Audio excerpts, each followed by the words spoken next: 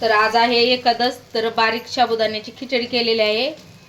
तर खूप झटकीपट होती ही साबुदाण्याची खिचडी. एक 5 मिनिटच लागते फक्त ह्या शाबूला भिजायला. तर हे पाहू शकता असं आहे, एकदम बारीक 0 नंबर स्मॉल शाब. तर बटाटा टाकलेला आहे यामध्ये, हिरवी मिरची आणि शेंगदाण्याचं कूट, चवीनुसार मीठ. रात्री आपल्याला भिजायला नाही टाकला, कधी लवकर जायचं असलं कुठं बाहेर, तर झटकीपट असा आहे शाबू खिचडी होती, खाण्यासाठी टेस्टी आहे.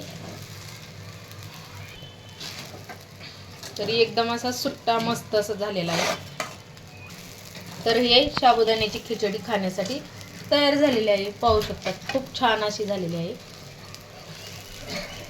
तर या खायला आवडलं तर लाईक करा, सबस्क्राईब करा.